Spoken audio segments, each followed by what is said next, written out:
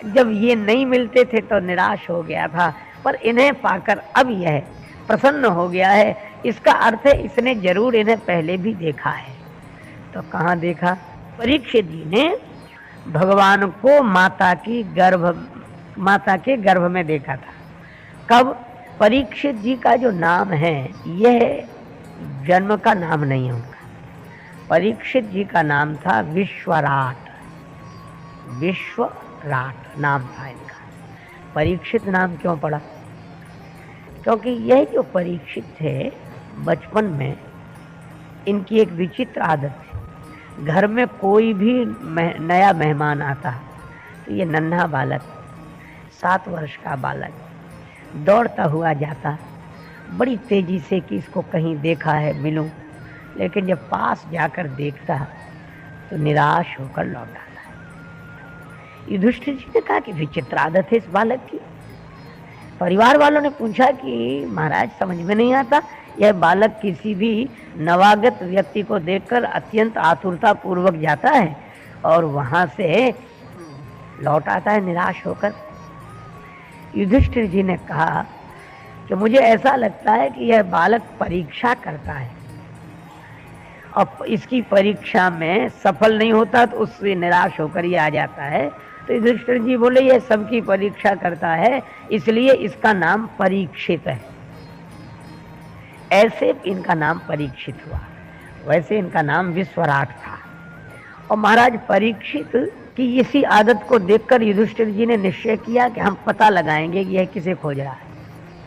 और एक दिन भगवान श्री कृष्ण पधारे और भगवान श्री कृष्ण को देखकर भी दौड़ लगाई।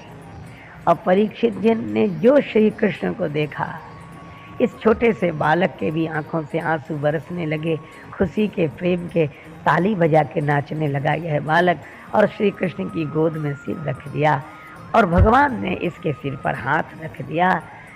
युधिष्ठिर जी के भी आंखों में आंसू आ गए, परिवारी जन भी भाव से भर गए। युधिष्ठिर जी ने कहा कि बस ये इन्हीं को ढूंढ रहा था, इन्हीं को खोज रहा था अनेकों में, और जब ये नहीं मिलते थे तो निराश हो गया था, पर इन्हें पाकर अब यह प्रसन्न हो गया है। इसका अर्थ है इसने जरूर इन्हें पहले भी देखा है। तो कहाँ देखा? परीक्षित जी ने भगवान को माता के गर्भ में देखा था। कब? अश्वत्थामा ने जब शस्त्र का प्रयोग किया तो भगवान ने गर्भ में परीक्षित जी की रक्षा की। अच्छा, अब आप जरा विचार करें, क्या भगवान ने परीक्षित जी की ही माता के गर्भ में रक्षा की? नहीं, यह श्रीमद् भागवत की कथा जीवन का दर्शन है। हमारी आपकी सबकी रक्षा माता के गर्भ में भगवान ही करते हैं। जो रक्षक जननी जठर सो हरि गए न सोए। माता के गर्भ में भगवान ने ही रक्षा की और वे ही अपने पास थे। लेकिन माता के गर्भ में जिन भगवान ने हमारी रक्षा की है उनको जन्म लेने के बाद हम भूल जाते हैं। पर परीक्षित ऐसे भक्त हैं कि जन्म लेने के बाद भी वे उन्हीं को खोजते हैं जिनने माता के गर्भ में रक्षा की थी। तो परीक्षित की तरह भक्त तो वह है जो जन्म लेने के बाद भी उन्हीं भगवान को खोजे जिन भगवान ने गर्भ में रक्षा की थी। जो रक्षक जननी जठर सो हरि गए न सोए। और इसीलिए एक भक्त आंखों में आंसू भरकर कहते थे कि हमारे भगवान बड़े कृपालु हैं, बड़े कृपालु हैं। क्यों?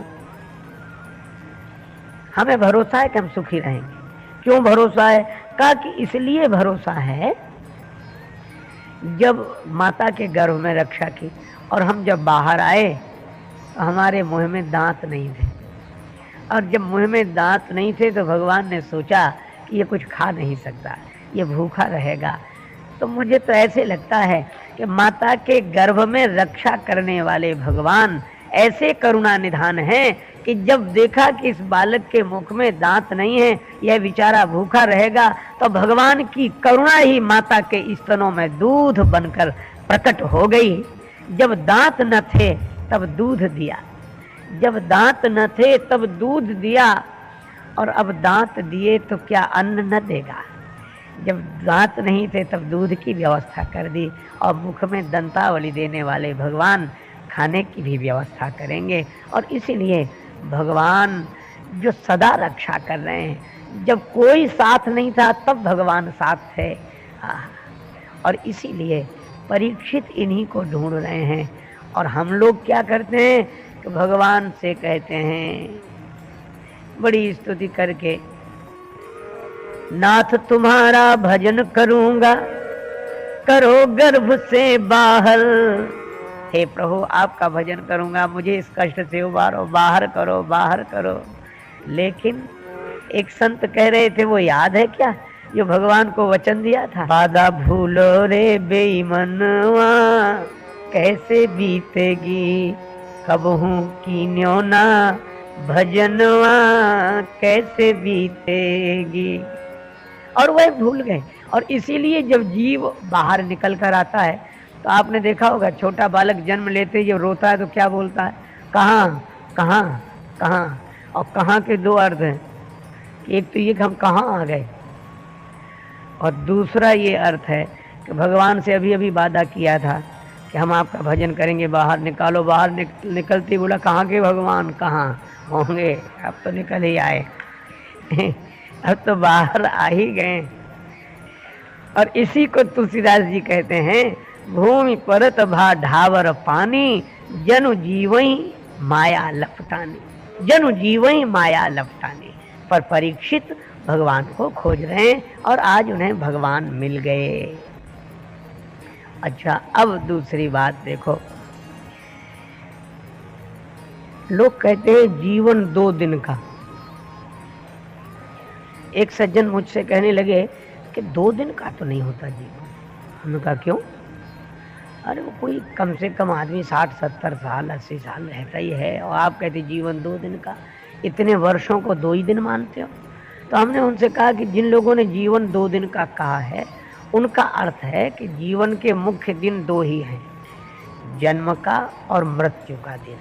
इन 2 दिनों के बीच में जो समय मिला है उसी का नाम जीवन है, इसलिए जीवन 2 दिन का। अच्छा, अब आप विचार करें, जन्म से परीक्षित जुड़े भगवान से, और मृत्यु का जब क्षण आया तो भी किससे जुड़े? भगवान से।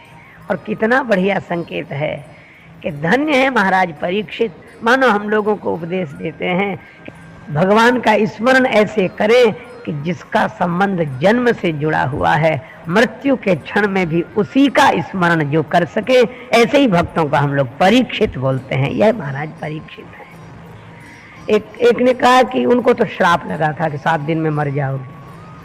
हमें कौन सा श्राप लगा है जो हम भगवान का स्मरण करें? कई लोग सोचते ही हैं कि भागवत की कथा तो वे सुने जिन्हें श्राप लगा हो, जिन्हें श्राप लगा। मैंने उनसे कहा कि अच्छा एक बात बताओ, क्या परीक्षित जी को जो श्राप लगा है, तो यह तो एक कहानी है, कथा है। वैसे भी अगर देखा जाए तो वही सबको लगा है। क्या श्राप था? परीक्षित जी को यही श्राप मिला था कि जिस सांप को तुमने मरा समझकर मेरे पिता के गले में डाला, यही सांप जीवित होकर आज से 7वें दिन तुम्हें डसेगा, तुम मरोगे। अच्छा, अगर गंभीरता से विचार करें तो यही सबके साथ है कि नहीं? इसलिए कि 7 दिन में परीक्षित को मरना है। अच्छा, संसार में है कौन ऐसा जो 7 दिन में न मरे? 8वां दिन होता ही नहीं। जो भी मरेगा 7 ही दिन में मरेगा, 7 ही दिन में मरेगा, 8वां दिन नहीं है। इन्हीं 7 दिनों में कोई ना कोई दिन, कोई ना कोई क्षण ऐसा होगा। अच्छा, और वह सांप डसेगा कौन? बोले जिसे तुमने मरा हुआ समझा। और मरा हुआ समझने का कारण क्या है? इसका संकेत यह है कि आदमी जिंदगी भर मौत को सच समझता ही नहीं। अच्छा, दूसरे के गले में सांप डाल दिया, दूसरे के गले में सांप डाल दिया और मरा हुआ। इसका अर्थ है कि बहुत से ऐसे लोग हैं दुनिया में जिन्हें दूसरों की मौत तो दिखती है, अपनी नहीं दिखती। अपने लिए तो वे मौत को मरा हुआ ही समझते हैं। लेकिन जिस मौत को सदा मरा हुआ समझा है, वही मौत एक दिन जिंदा होकर और मृत्यु को मरा हुआ समझने वाले को मार डालती है।